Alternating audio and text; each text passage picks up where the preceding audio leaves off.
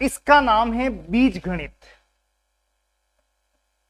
एक तरह की गणित और भी है, अंक गणित, अंकों की गणित, संख्याओं की गणित। 12, 15, 18, 20, 25 ऐसे अंक वो ज्यादा दिखते हैं। एक है बीजगणित, मतलब फल वल अभी नहीं आए हैं, बातें बीज की हो रही है, सीड की। अगर मैं आपके सामने लिखूं 20, 200, 418, 31259, 629.73 और मैं आपसे पूछता हूं 20 कितना होता है? बड़ा अजीब सा क्वेश्चन लगेगा, 20 कितना होता है? 20 होता है।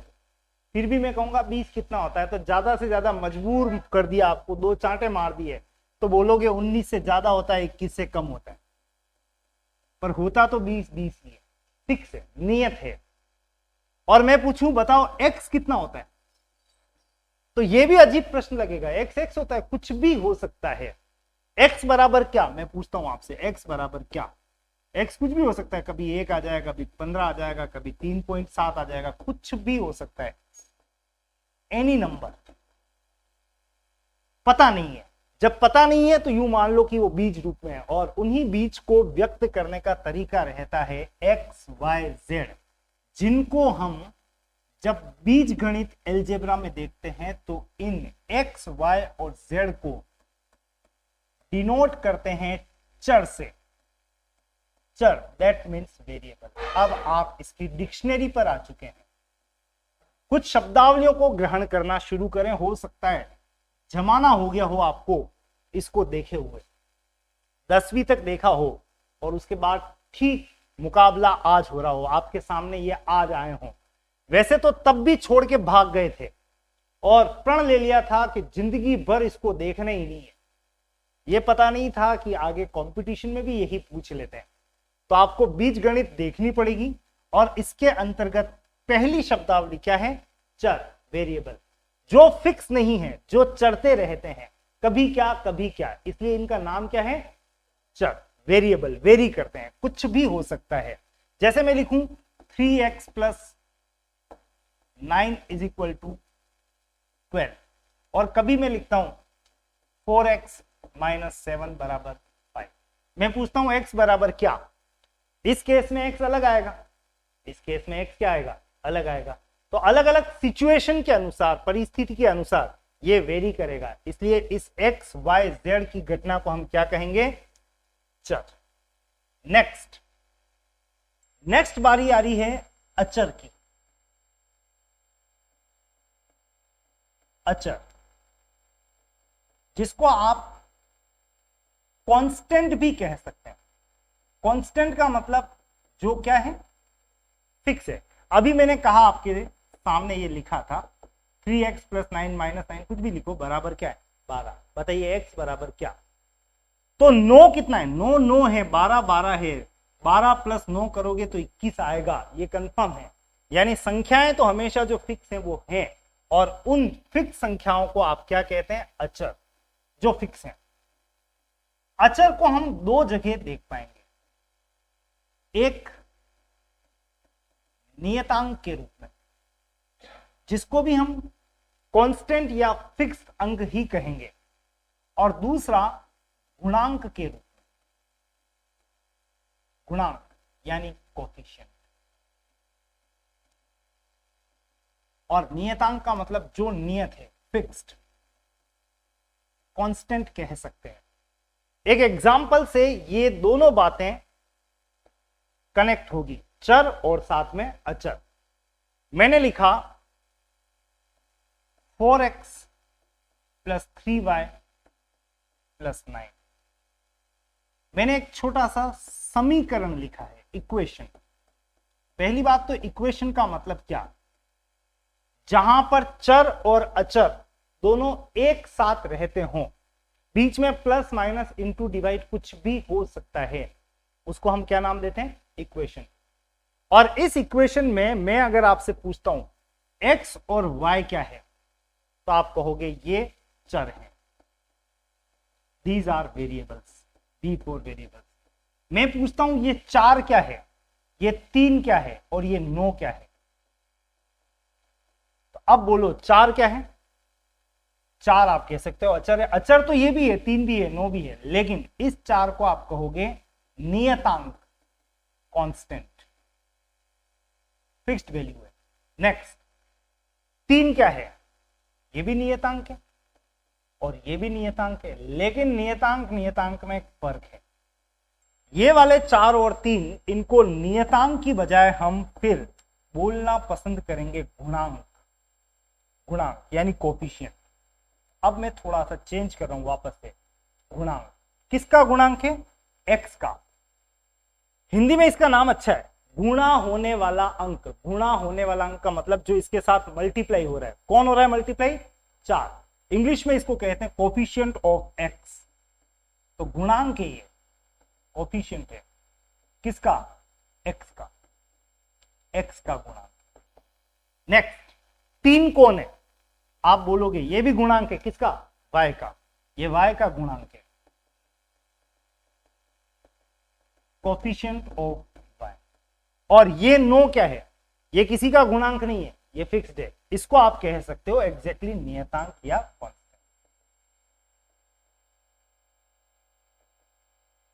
आप टर्मिनोलॉजी से वाकिफ हो रहे हैं, बहुत दिन बाद प्रविष्ट हुए हैं या नहीं भी हुए हैं, तो भी एक बात बता दूं, बड़ी बड़ी बातें पढ़ लेते हैं लेकिन ये छोटी बातें पता नहीं होती है। तो फिलहाल चर और अचर को मिला के क्या बनाया? समीकरण। समीकरण में बता रहा है एक्स वाई तो है चर, और 4 3 9 ये किसी के गुणांक के रूप में भी हो सकते हैं और अपने आप में नियतांक भी हो सकता है। फाइनली आपको बता दूं कि जब कभी भी मैं किसी समीकरण को जनरलाइज करके लिखूंगा, जनरलाइज यानी कि सामान्य रूप में, तो वहां पे आपको कुछ ऐसी घटना दिखाई दे सकती है।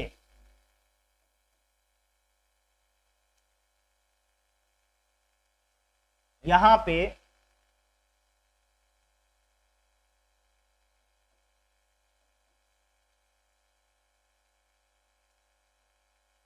पे मैंने एक समीकरण लिखा है, a x plus b y plus c z plus d बराबर कुछ भी ले सकते हैं।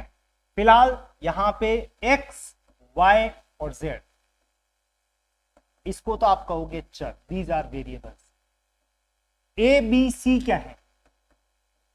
ए बी सी डी ये सब फिक्स्ड हैं, फिक्स्ड वैल्यूज हैं। और उसमें भी ए बी सी क्या है? ये हैं गुणांक, कोफिशिएंट, किसके? रेस्पेक्टिवली x, y और z के। और d क्या है? नियतांक।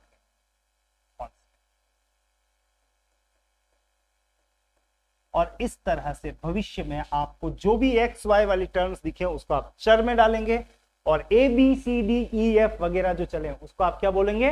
अचर या गुणांक या कांस्टेंट। फटाफट से इन सब बातों को नोट कीजिएगा। नोट करने के लिए स्टार्टिंग के लिए आप यहां चल सकते हैं और नेक्स्ट पेज वहां पे भी आपको ले चलता हूं।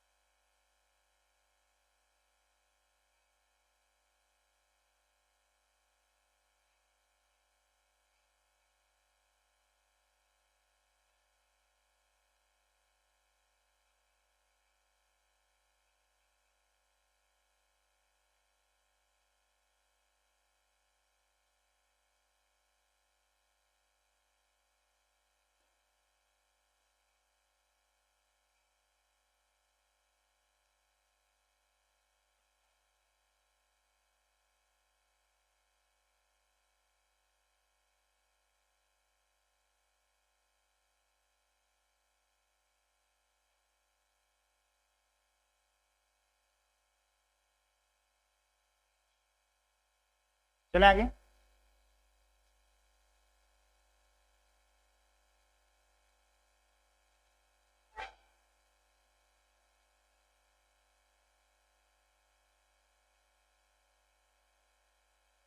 चलिए इसको भी नोट कर लें। ये जनरल इक्वेशन है, सामान्य समीकरण, जिसमें आपको कुछ वेरिएबल्स दिख रहे हैं और कुछ नियतांक, कांस्टेंट, गुणांक के रूप में, फिक्स्ड वैल्यूज के रूप में।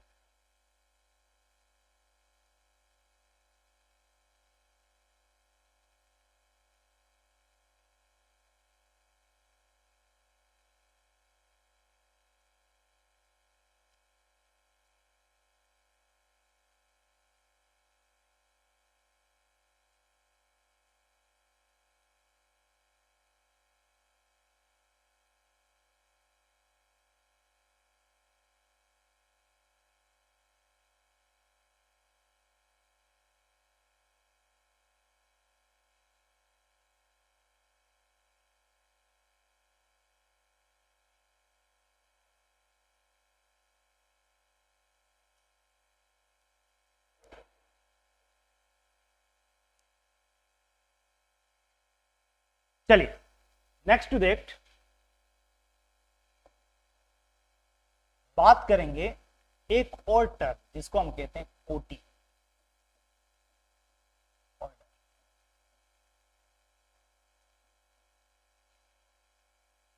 जैसे मैंने एक एग्जाम्पल के अंतर्गत 3x³ plus 5x² plus 9x minus 7 इस समीकरण को लिखा है, एक इक्वेशन लिखी है, और मैं पूछ लेता हूं इस समीकरण की, इस इक्वेशन की कोटि मींस ऑर्डर क्या होगी। एग्जाम्पल से बातें एकदम क्लियर हो जाएंगी। तो आपको कोटि या ऑर्डर का बस इतना सा मतलब ध्यान रखना है, जो भी हाईएस्ट पावर दिखे, अधिकतम घातांक,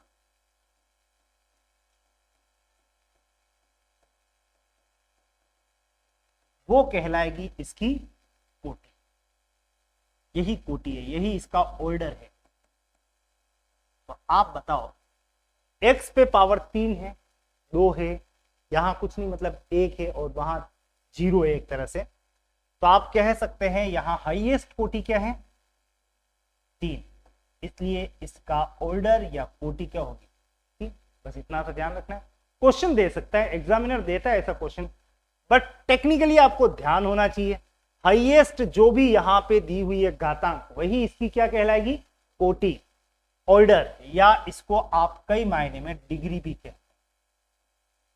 फटाफट से नोट कीजिएगा, अधिकतम घातांक का मतलब ही होता है कोटि। एक वर्ड था आपका, चर एक है, अचर एक है, कोटि, ऑर्डर या डिग्री। कुछ और बातें एलजेब्रा की बेसिक्स वो भी कवर करते हैं।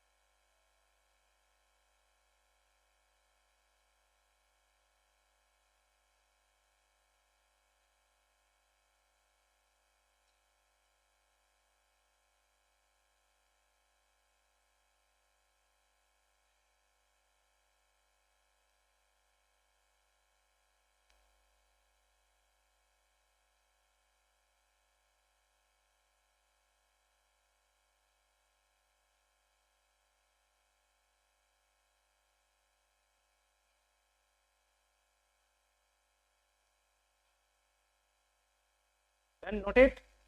चलिए नेक्स्ट घटना है पद, टर्म्स, नंबर ऑफ टर्म्स कितनी दिखाई देती है आपको, वो मैं आपसे पूछूंगा भी सही और जवाब की अपेक्षा भी करूंगा। 3x 9x square plus 4x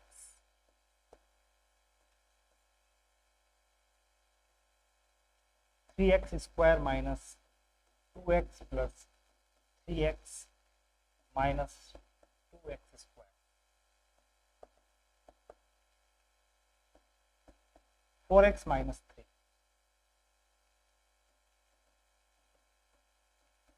3x square plus 4x cube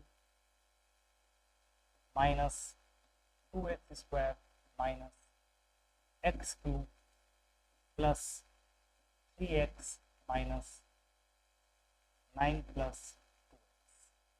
पूछ रहा हूं मैं आपसे, पहले वाले में आपको कितने पद दिखाई देते हैं? How many terms are there in the given situation? Example number 1, कितने पद? एक। इसमें कितने पद हैं?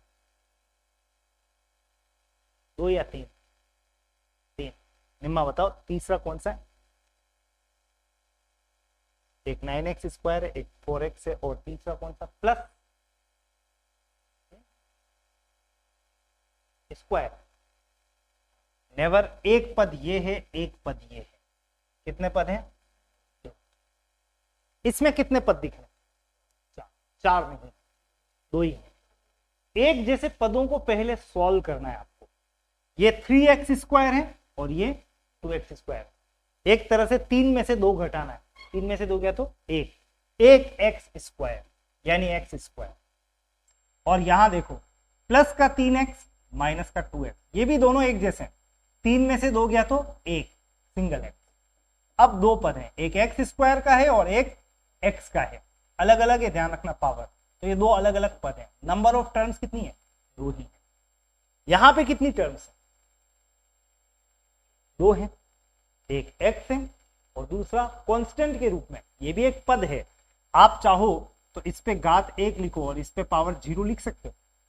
याद रखना, किसी भी टर्म की पावर 0 जब होता है तो उसका मान कितना होता है? 1। तो मैं इस 3 को 4x माइनस 3, 4x को 4x ही लिख रहा हूं और इसको 3 इंटू 1 लिख रहा हूं। 3 इंटू 1 कितना होता है? 3 ही होता है। 4x माइनस 3, 1 का मतलब अभी बताया था x की पावर 0। तो 1 हो गया x की पावर 1 वाली टर्म और 1 हो गई x की पावर 0 वाली। कुल मिला के पद कितने हो गए? 2। तो आपको यहां पे भी ध्यान रखना है, पद कितने हैं? 2। यहां पे पद कितने दिख रहे हैं बताओ? एक्स स्क्वायर जैसे और कोई है? हाँ है। 3 में से 2 गया तो 1 एक्स स्क्वायर। एक्स क्यूब वाले कितने पद हैं? 2 है। 4x cube minus x cube, 4 में से 1 गया तो कितना आ गया? 3x क्यूब प्लस का, और ये 3x और ये 2x, 3 और 2 5x माइनस, ये कितने पद हो गए? 4। जब सॉल्व किया तो यहां पे पता चला ये टोटल मिला के 4 पद। जब एक पद हो तो आप उस घटना को कहेंगे मोनोमियल, एक पदी, मोनोमियल। और जब 2 या 2 से ज्यादा पद हों, ये 2 2 2 4, तो 2 या 2 से ज्यादा पद हों तो उसे आप कहेंगे बहुपदीय घटना, बहुपदीय, जिसको हम कहेंगे पॉलिनोमियल। क्या बोलेंगे? पॉलिनोमियल। एलजेब्रा पढ़ो और पॉलिनोमियल टर्म ना आए, ऐसा हो ही नहीं सकता है। तो फटाफट से नोट करें, एक पदीय या द्वि या मोर देन द्विपदीय।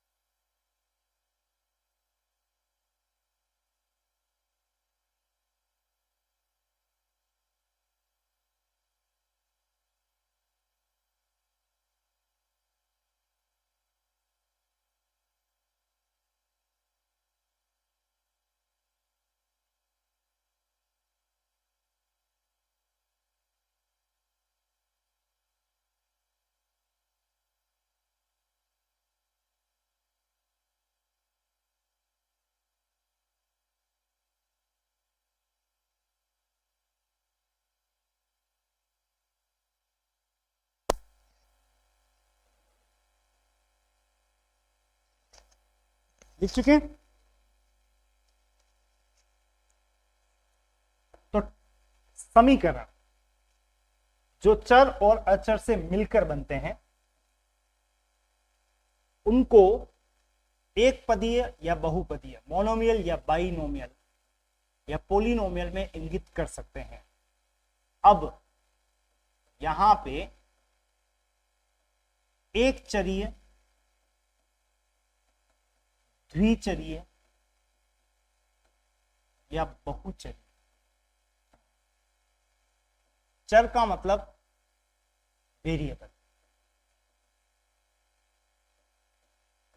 तो 1 वेरिएबल,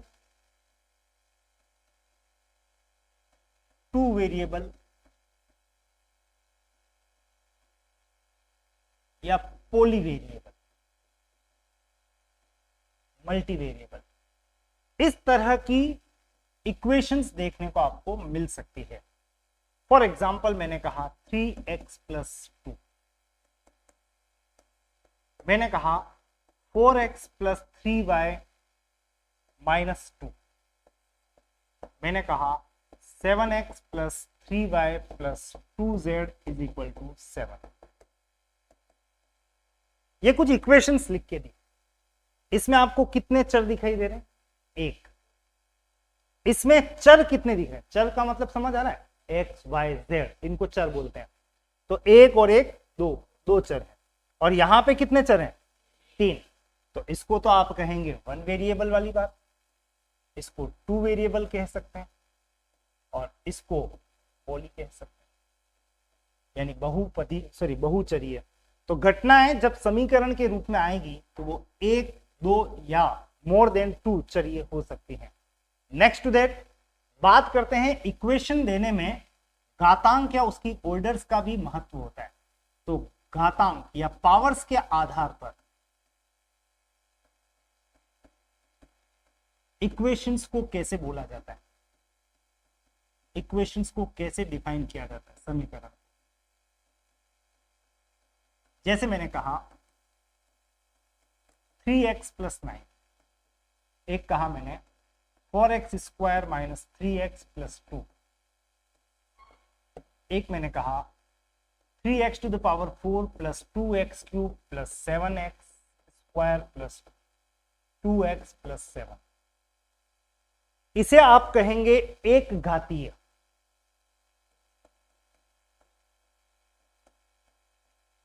वन पावर क्या मतलब? x एक चर है जिसपे पावर कितनी है? 1, तो आप कहोगे एक घातीय। इसको आप कहोगे 4x square 3x plus 2। Highest order क्या है? 2, या ऑर्डर या कोटि क्या है? 2, तो आप इसको कहोगे द्विघातीय। बहुघातीय भी कह सकते हैं, लेकिन स्पेशल है द्विघातीय। और द्विघातीय को इंग्लिश में बोलते हैं क्वाड्रेटिक। और एग्जामिनर को ये क्वाड्रेटिक बहुत पसंद है।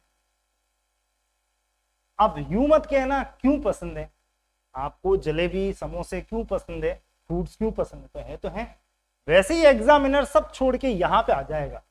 आपके मैक्सिमम क्वेश्चन कहां से बनते हैं? द्विघातीय समीकरण से, जिसमें पावर कितनी दिखेगी एक्स पे? 2। और ये है बहुघातीय, मोर देन 2। ये भी बहुघातीय में भी ले सकते हैं, लेकिन मोर देन 2 या 2 या मोर देन 2 को तो आप एब्सोल्युटली क्या कहेंगे? पोली पावर्ड। ठीक, फिलहाल हमारे सामने दो तरह से इक्वेशन या समीकरण बनते हुए, एक चर के आधार पर विभाजन और दूसरा घातांक के आधार पर। जब आपको यहां पे चर यानी एक्स वाई एक या एक से अधिक दिखे तो आप उसको या तो बोलेंगे 1 वेरिएबल या फिर बोलेंगे पोली वेरिएबल। और घातांक के आधार पर दिखे तो आप चेक कर लेना एक्स पे पावर कितनी है। अगर एक है तो एक घातीय, और मोर देन एक है तो आप द्विघातीय या फिर उसको क्या कहेंगे? बहुघातीय समीकरण। नोट करो इस पेज को फटाफट से, बेसिक्स ऑफ एलजेब्रा है ये।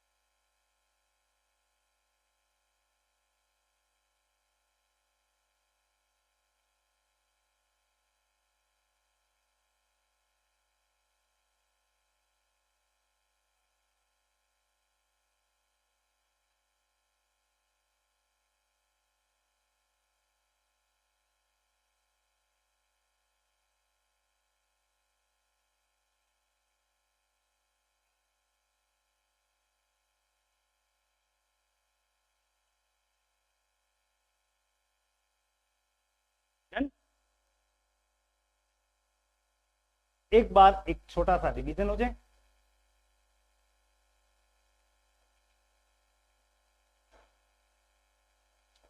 देखें, एक्स वाई और जेड को क्या कह रहे हैं?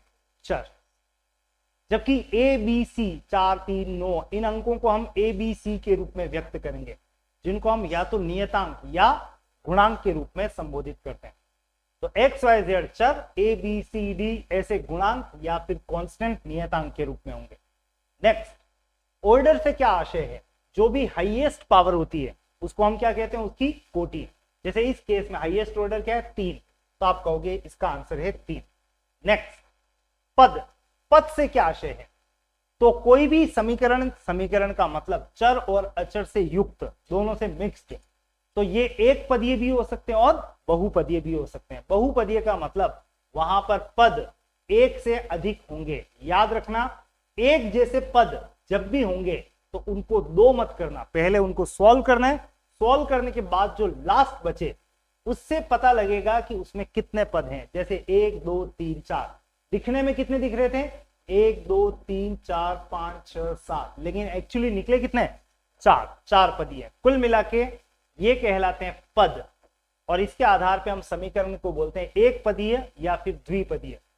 जब भी 2 या 2 से ज्यादा पद होंगे तो उसमें एक चरीय, द्विचरीय या बहुचरीय घटना हो सकती है। अगर केवल सिंगल एक्स ही आए तो एक चरीय, एक्स वाई और जेड आए तो आप उसको क्या कह सकते हैं? बहुचरीय। और इसी तरह से घातांक या पावर के आधार पे भी क्लासिफिकेशन, वर्गीकरण हो सकता है। अगर एक घाती है तो उस समीकरण को कहेंगे एक घातीय, और 2 या 2 से ज्यादा है तो आप उसको क्या कहेंगे? बहुघातीय समीकरण। इन सबको अब यहां पे इंट्रोड्यूस करेंगे कुछ और एग्जाम्पल्स के साथ में। यानी समीकरण कैसे कैसे हो सकते हैं? एक चरीय समीकरण, घात भी एक ही। द्विचरीय समीकरण, घात एक ही है, पावर 1 पावर, सिंगल पावर। एक चरीय समीकरण है लेकिन द्विघातीय, जिसको हम कहते हैं क्वाड्रेटिक, हो सकती है। और द्विचरीय समीकरण में भी 2 या मोर देन 2 घातीय समीकरण हो सकती है। एक बार कुछ और एग्जाम्पल से इनको देख लें, उसके बाद क्वेश्चन एरिया में भी एंटर करेंगे। एक चरीय एक घातीय, फर्स्ट 3x + 2, एक ही चर है x सिंगल, और घात भी कितनी है? एक ही। नेक्स्ट 2x + 3y, चर कितने हैं? 2, घात कितनी है? 1। ऐसी इक्वेशन को आप कहते हैं रेखिक समीकरण। सिलेबस देखना कभी आप, पता समझ में आएगा कि ये होता क्या है। What do we mean by रेखिक समीकरण? रेखिक समीकरण का मतलब वहां चर 2 हो सकते हैं और पावर कितनी होगी? एक ही होगी। तो 2x + 3y, इसको हम क्या कहेंगे? रेखिक समीकरण। एग्जाम्पल नंबर 3, ये हमारे सिलेबस का हिस्सा बन गया जहां मैंने लिखा है रेखिक समीकरण। नेक्स्ट, एक चरीय द्विघातीय, 2x² + 3x - 2, इसको हम कहते हैं एक ही चर है सिंगल, लेकिन घात कितनी है? 2। और स्पेशली इसको हम क्या कहते हैं? द्विघातीय समीकरण। लेकिन ध्यान रखना, चर एक ही है, 1 वेरिएबल, 1 वेरिएबल। नेक्स्ट, इस पे भी क्वेश्चंस आपको मिलेंगे। और नंबर 4, 2 चर और 2 या 2 से ज्यादा घात, 3x² + 9y² + 3x³ + 9। यहां पे आप देख सकते हैं घात भी बहु है और चर भी ज्यादा है, तो आप इसको कह सकते हैं बहुघातीय बहुचरी।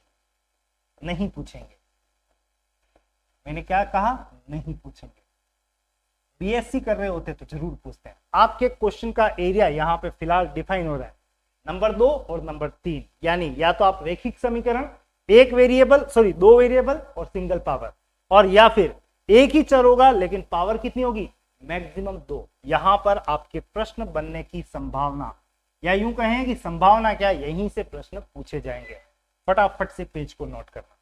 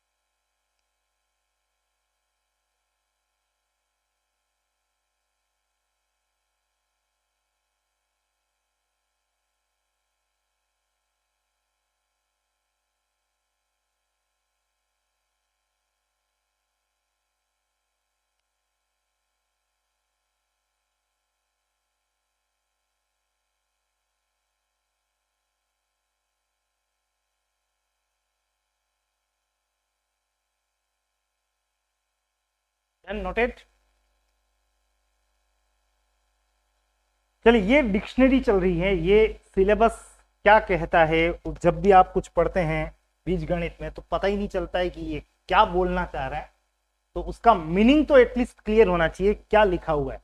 रैखिक समीकरण जब भी लिखा होगा तो समझ जाना उसमें क्या होगा, एक्स होगा, वाई होगा, जेड भी हो सकता है, लेकिन उसमें हमेशा पावर क्या होगी, सिंगल ही होगी। और द्विघातीय समीकरण जब भी कहेगा तो उसका मतलब समझ जाना कि चर तो एक ही होगा रूटीन में, लेकिन पावर मैक्सिमम कितनी होगी, 2 होगी। अब इसी डिक्शनरी का, इस एलजेब्रा की डिक्शनरी का एक और इंपॉर्टेंट पहलू, one of the important aspect, शून्यांक। टॉपिक के रूप में पढ़ोगे तो दिखेगा बहुपदों का शून्यांक ज्ञात करना। इंग्लिश में इसे कहते हैं जीरोज ऑफ पोलिनोमियल। मेरे ख्याल से जीरो क्या होता है वो आप जानते हैं, शून्यांक, शून्य अंक। और पोलिनोमियल क्या होता है वो अभी अभी आपने पढ़ा था। पोलिनोमियल या बहुपद का मतलब मुझे बता दें। बहुपद जिसमें पद कितने होंगे, 2 या 2 से ज्यादा, ये पद होने चाहिए। और उसका मुझे क्या ज्ञात करना है, शून्यांक। शून्यांक का क्या मतलब है, ऐसा अंक जो को शून्य कर दे। शून्य कर देने वाला अंक किसको, किसी भी दिए गए समीकरण, any equation which is in the form of a polynomial is becoming 0, वो अंक कहलाएगा क्या, उस बहुपद का शून्यांक। जैसे कि मैंने लिखा 3x - 3 का शून्यांक ज्ञात करें। पहले तो बताओ ये एक पद है कि बहुपद है, दो तो ही है, दो दो का मतलब बहुपद हो गया कुल मिला के। दो या दो से ज्यादा का मतलब बहुपद, एक ये हो गया एक ये हो गया। अब आपको इस x की जगह एक ऐसा अंक लिखना है जो इस समीकरण को कर देगा कितना, 0। माना कि x बराबर 1, माना कि आपकी इच्छा हो तो 2 मान लो, चलो 2 मान के देखते हैं। मैंने लिखा x बराबर 2, तो 3 इंटू 2, वैसे कितना होता है 3 दूनी 6, 6 में से 3 गया तो बच जाएगा कितना, मुझे कितना बनाना है, नहीं, इसका मतलब इसका आंसर 2 तो नहीं हो सकता है, गलत। फिर मैंने कहा मैं तो 1 मानता हूं, तो 3 इंटू 1 माइनस 3, बोलो 3 एकम 3, 3 वन जा 3 माइनस 3 आ गया, कितना आ गया, यह कहलाता है बहुपद का शून्यांक। ऐसा अंक जो कि इस बहुपद को, बहुपद का मतलब समझ में आया, कोई इक्वेशन कोई समीकरण को कितना कर दे, 0 कर दे, वो आपका आंसर बन गया और वो आपका आंसर शून्यांक के रूप में कहलाएगा। याद रखना, इस शून्यांक को टेक्निकली हम रूट भी कहते हैं, रूट, हिंदी में मूल। मूल कहो या शून्यांक कहो, जीरोस कहो या रूट कहो, ये सब एक ही तरह की बातें हैं। तो फाइनली हमारे सामने जो टर्मिनोलॉजी आई है वो है बहुपदों का शून्यांक ज्ञात करना। और शून्यांक का मतलब ऐसा अंक जो समीकरण को क्या कर देगा, शून्य कर देगा। इस मायने में मैं आपसे एक क्वेश्चन और पूछ लेता हूं, 4x माइनस 3 का शून्यांक क्या होगा, बोलो। 4x माइनस 3 का मूल या शून्यांक। अब मैं दोनों को पर्यायवाची की तरह हंसो या मुस्कुराओ, तो शून्यांक या मूल ज्ञात करें। दिमाग पे लोड आ रहा है, कोई दिक्कत नहीं है, आप इसको एज ए क्वेश्चन ले लें।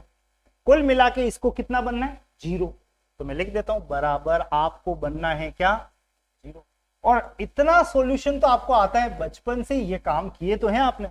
ये -3 इधर आएगा तो क्या बनेगा, +3, तो 0 + 3 यानी +3। तो x बराबर, ये 4 कहां चला जाएगा, नीचे, तो 3 तो प्लस का है बटा 4, x का मान तैयार है कितना, 3/4। किसका, प्लस का या माइनस का, x की जगह अगर अब आप 3/4 लिख देंगे तो इस समीकरण का मान हो जाएगा कितना, 0। यानी इस समीकरण का शून्यांक है बराबर कितना, 3/4। और अब चेक भी कर लेते हैं, 4 इंटू एक्स की जगह लिख रहा हूं 3/4 -3। सॉल्व करें तो 4 से 4 कैंसल, 3 - 3 कितना आ गया, 0। आना भी चाहिए था 0, मतलब जो आंसर निकला है वो बिल्कुल परफेक्ट है। और इसी बहाने एक बात और पता चल गई, क्योंकि ये क्वेश्चन की शुरुआत भी है, कि किसी भी समीकरण का अगर शून्यांक ज्ञात करना है तो उसको शून्यांक ज्ञात करने के लिए बराबर क्या लिख दो, 0। सॉल्व करोगे x का मान जो भी आता है वही उसका क्या बन जाएगा, शून्यांक भी बन जाएगा। नोट करो इस क्वेश्चन को, सॉल्यूशन को।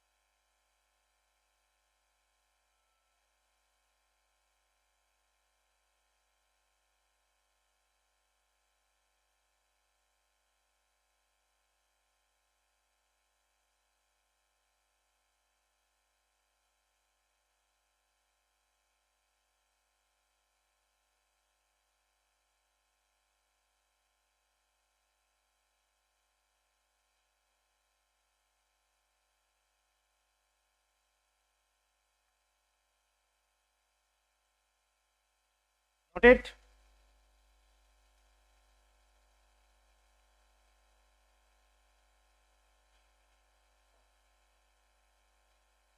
चलिए एक काम जो आपको करना है वो है सर्व समीकाएं जो सिद्ध हैं। सर्व समीकाएं का मतलब आइडेंटिटीज।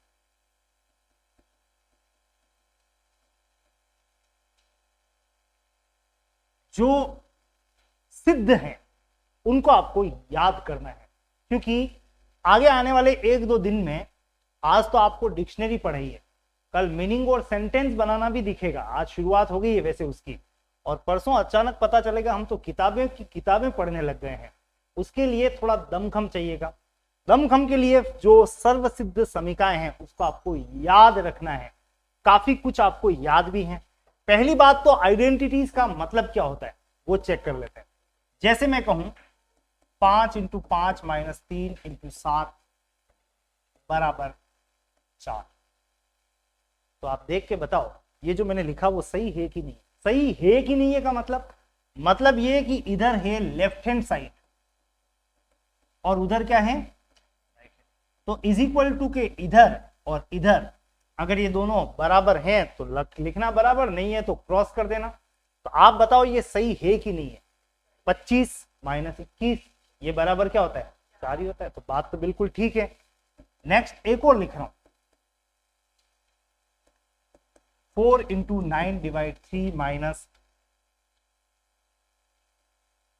8 × 2 प्लस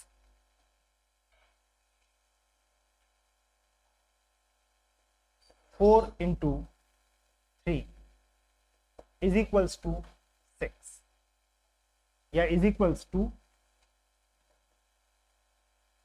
3 × 2।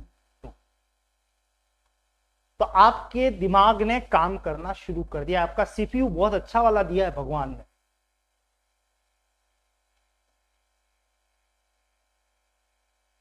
अभी तक तो i5, i6, i7, i8, 9, 10 बन गए होंगे, लेकिन आपका भगवान ने i100 बना रखा है। और जनरेशन की तो बात ही मत करो, जबरदस्त है। बस थोड़ा उसको पॉलिश करना बाकी है। देखें, सॉल्व करो, लेफ्ट हैंड साइड में सॉल्व करो। इसको सॉल्व करो सबसे पहले। 9 में 3 का भाग गया तो 3, 3 × 4 12, 8 दूनी ये किसका है, माइनस का। 4 तरी किसका है, प्लस का। वैसे 12 और 12 दोनों प्लस के हैं, 24, और 24 में से 16 घटाऊं तो कितना गया, 8। अब इधर 3 दूनी 6, क्या 8 और 6 बराबर होते हैं? ये सर्व समीका नहीं है, मतलब इसको आप नहीं कह सकते कि बराबर हो गए।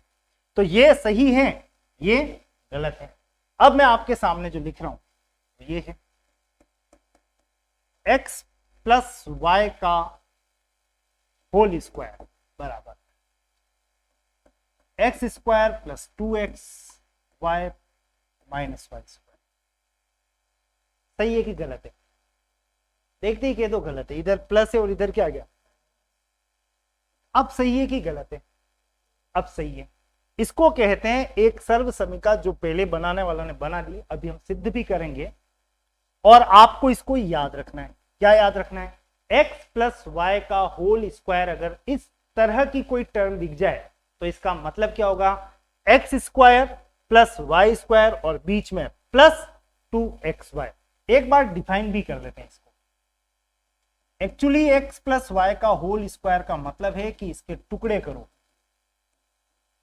और इसको ऐसे लिखो। ये लगभग वही बात है कि मैं लिख दूं 3 का स्क्वायर का मतलब क्या, 3 × 3 जो कितना होता है। तो मैंने इसके टुकड़े कर दिए, जिसको कहते हैं गुणनखंड करना। तो एक टर्म और आ रही है आपके सामने जिसको हम कहते हैं फैक्टराइजेशन, गुणनखंड। सुना तो होगा आपने, फैक्टराइज करना। जैसे मैं कहूं 12 के गुणनखंड कीजिए, 12 के गुणनखंड, तो एक मशीन आती है ऐसी, उस मशीन में डाल दो 12 को, अपने आप टुकड़े टुकड़े होना शुरू हो जाएंगे। 2 का भाग 6 बार, 2 3 3 1 हो गए टुकड़े। 2 × 2 × 3। अब मैं कह रहा हूं इसके गुणनखंड करो। इसको मशीन में डालोगे तो मशीन बोल जाएगी, ध्यान रखना है। इसके लिए हम मैन्युअली ही चलेंगे। इसके टुकड़े अंकों के तो हर कोई कर लेता है, लेकिन जब इसके टुकड़े की बात है तो इसके टुकड़े की लिखा x प्लस वाई का होल स्क्वायर का मतलब x plus y into x plus Y.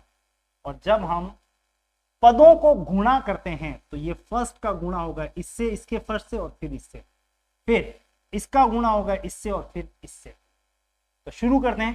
पहले x into x, x square, x into y, x y, y into x, y x यानी एक्स वाई, और y इंटू वाई, वाई। इस पे बहुत अच्छी एक्सरसाइज करेंगे हम, लेकिन फिलहाल जब टुकड़े किए तो कुछ ऐसा आया, और एक्स वाई और एक्स वाई जैसे दो पद हैं तो ये हो गया 2xy प्लस वाई स्क्वायर। और जो चीज बन गई है उसको आप याद रखेंगे कि भविष्य में x प्लस वाई का होल स्क्वायर दिखे तो ऐसे टुकड़े टुकड़े नहीं करेंगे, डायरेक्ट याद रखेंगे। क्या याद रखना है? X square plus 2xy plus y square. तो हमें यहाँ पे कुछ सर्व समीकरण आइडेंटिटीज जो बनी बनाई हैं उनको याद रखना है। मतलब कल क्लास में आओ तो ऊँघते हुए मत आना, स्मार्ट अभ्यर्थी की तरह आना। पहले पढ़ो मेरे साथ, x माइनस वाई का होल स्क्वायर बराबर x square minus 2xy plus y square. Next, x square minus y square का मतलब x plus y into x minus y. Next, x cube plus y cube, x plus y bracket x square minus x y plus x y, sorry y square.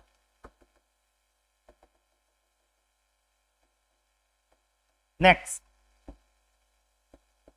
X cube minus y cube, x minus y bracket में x square plus x y plus y square. At least ये 5 तो याद करके आना, बाकी की exercise करेंगे।